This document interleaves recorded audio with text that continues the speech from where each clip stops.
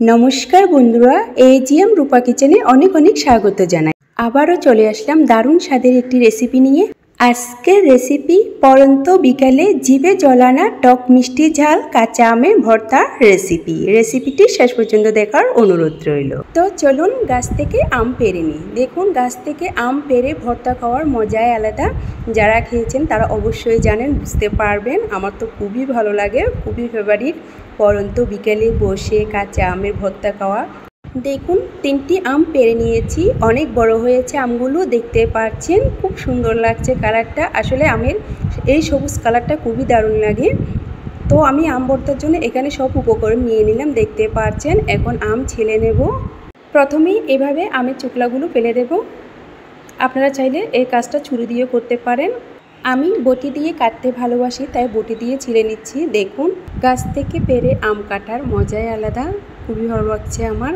তো অনেকভাবে তো আম ভর্তা খেয়েছেন, আজকে আমি কিভাবে আম ভর্তা করব সেটাই আপনাদের সাথে শেয়ার করব। আশা করি আপনাদের কাজে আসবে। খুবই সহজ পদ্ধতি, একবার হলো ট্রাই করে দেখতে পারেন। তো দেখুন গ্রেটার দিয়ে আমগুলো এভাবে কুচি কুচি করে নেব।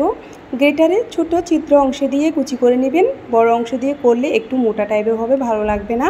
আশা করি বুঝতে পেরেছেন। তো 3টা আম আমার গ্রেটার করা হয়ে গিয়েছে, দেখতে পাচ্ছেন। আমি এখন একটি মিক্সিং বোলে নিয়ে নিলাম। চলুন ভর্তা মেখে নিই। প্রথমে দিয়ে দিলাম পরিমাণ মতো লবণ, দিব মিঠা। আপনারা চাইলে এখানে চিনিও ইউজ করতে পারেন, আমি মিঠা ইউজ করেছি। আসলে আম ভর্তা বা বড় ভর্তায় মিঠা ইউজ করলে খুবই ভালো লাগে খেতে, আপনারা ট্রাই করলেই বুঝতে পারবেন। এখন দিয়ে দেব 2টি লেবু পাতা।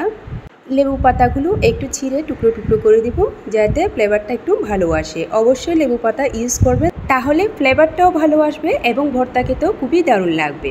এখন দিয়ে দিলাম 2টি শুকনো মরিচ। এই মরিচগুলো ইরি মরিচ, খুবই ঝাল, এর জন্য আমি 2টি মরিচই দিয়েছি। আপনারা চাইলে ঝালের পরিমাণটা কম বেশ বাড়িয়ে নিতে পারেন। তো আমি আবারও বলছি, মিষ্টি বা ঝালের পরিমাণটা আপনারা যার যার টেস্ট অনুযায়ী ব্যবহার করতে পারেন। যেহেতু আম ভর্তা টক মিষ্টি ঝাল সম পরিমাণের হলেই ভালো লাগে ভর্তা খেতে বেশি। তো সব উপকরণ দেওয়া হয়ে গেলে ভালো করে মেখে নেব। আম ভর্তা কে না খেতে চাই, তো তারপরও বলছি যে খেতে চায় না একই পদ্ধতিতে করবেন, সেও খেতে চাইবে বারবার। তো ফাইনালি মাখা হয়ে গেল, চলে যাব পরিবেশনায়। আজকের পরন্ত বিকেলে আম ভর্তার রেসিপি খুবই সহজ পদ্ধতি দেখিয়েছি, এর চেয়ে সহজ পদ্ধতি আর হতেই পারে না। তাই বলছি, আম ভর্তা অনেকেই করে থাকে, তবে এই পদ্ধতিতে একবার করে খাবেন, মুখে লেগে থাকবে সারা জীবন। কি কার কার জিভে জল আসলো বলে কমেন্ট করুন। খুবই লোভনীয় হয়েছে, আশা করি খেতে কেমন হবে দেখে বুঝতে পারছেন। আপনাদের ভিডিওটি ভালো লাগলে ইউটিউব থেকে দেখলে চ্যানেলটি সাবস্ক্রাইব করে দেওয়ার অনুরোধ রইল, ফেসবুক পেজ থেকে দেখলে পেজটি ফলো করে দেওয়ার অনুরোধ রইল। একটি শুকনো মরিচ, একটি লেবু পাতা দিয়ে আরও একটু আকর্ষণীয় করে নিয়েছি আম ভর্তার রেসিপি। তো আজকের আম ভর্তার রেসিপি সহজ উপায়ে আপনাদের কার কার ভালো লেগেছে অবশ্যই কমেন্ট বক্সে জানিয়ে যাবেন। কমেন্ট করতে একদম ভুলবেন না। দেখতে যেমন হয়েছে খেতে ভীষণ মজার হয়েছে, আপনারা ট্রাই করলে বুঝতে পারবেন।